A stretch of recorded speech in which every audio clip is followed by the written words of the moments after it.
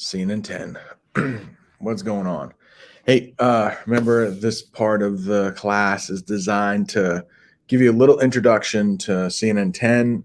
So when you actually watch CNN10, some of that stuff will sink in a little bit better. If you hear it twice in a slightly different way, once from me, then maybe again from Carl. Sometimes it's other people. But hey, today I would say this one's an A. I would give this one an A. I like this one quite a bit. It starts off with something in my mind, it's pretty scary. A cyber attack on one of our major pipelines. And whenever I hear of pipelines going wrong or gas supply going wrong, like, oh no, does that mean I'm going to have to pay more at the pump?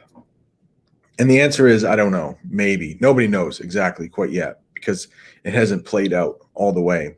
But right now, I keep looking at my notes down here. Right now, gas prices are up 60% from where they were last year. So that's, I mean, nobody was driving last year, so there was just a ton of gas to go around. So the supply was way up, the demand was way down. That means gas prices will go down. But we're getting to the point we talked about yesterday, road trips. That means the supply will go, the demand will go up. People will want it more. And if this pipeline thing disrupts any of the distribution of gasoline to the tanks, that will hurt the supply. So demand going up, supply going down, that's not good for prices. That would probably drive the prices up. And this cyber attack is something they're calling ransomware. I'm not sure if you've heard this, but it's basically where hackers will take important parts of the business. It might be the plans for the business or the actual software to get things done. They will steal that. They will hold it for ransom, and they will not give it back unless the company pays.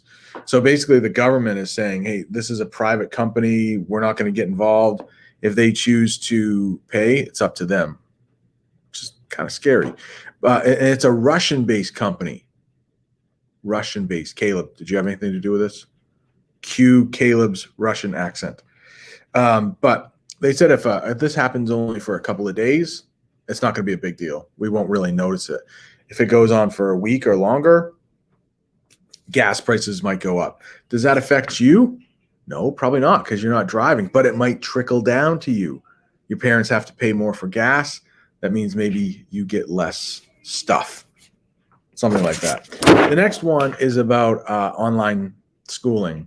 And they are going to visit two different schools, one on the East Coast in South Carolina and one on the West Coast in San Francisco. And they're going to show exactly how different the two schools are acting. So before you watch it, I'm just asking the question right now.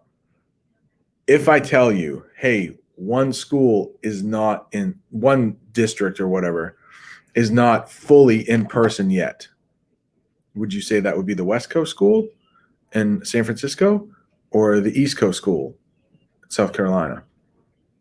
There should be, I mean, if you know anything about like politics, like we've been talking about, and Democrats and Republicans, you can say one is more likely than the other. I'm just wondering, if we were in class, I would ask, hey, could you give a guess? And then, of course, back up your reason, like why? Because I would have a guess.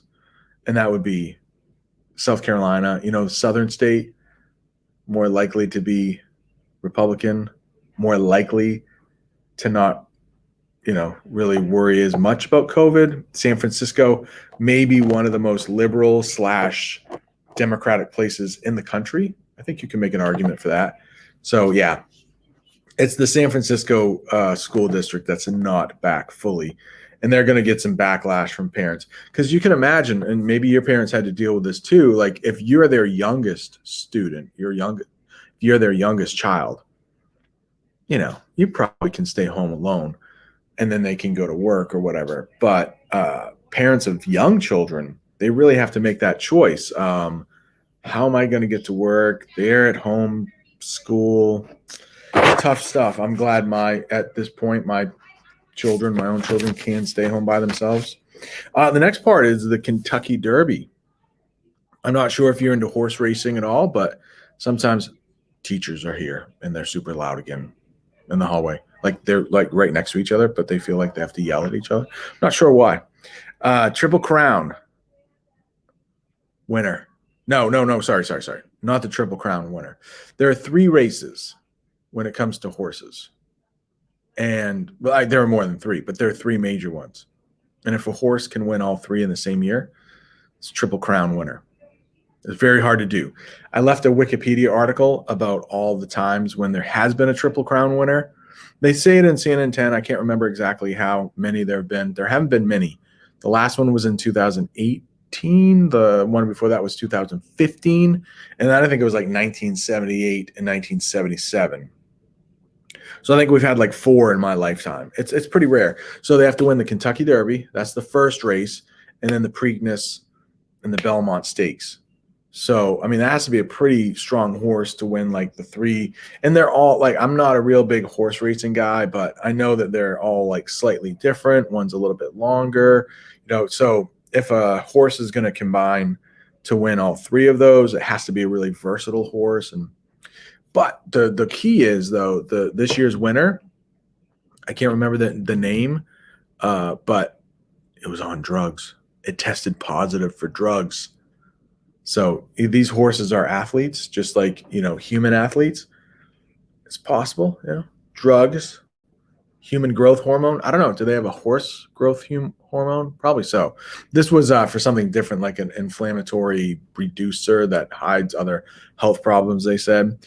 But yeah, so as of right now, the win is being questioned. There are going to be further tests, but as of right now, looks like it was a little bit it was racing dirty. It was on drugs. We'll see. And then the last one, man, Carl, I'm not going to lie, he made me laugh out loud. But the last one, I don't really, man, that's the best part. Just wait and watch it, okay? It involves a roller coaster and some like stuffed animals. They're stuffed people though. Same person. It's pretty funny. All right, I hope you enjoy it as much as I did.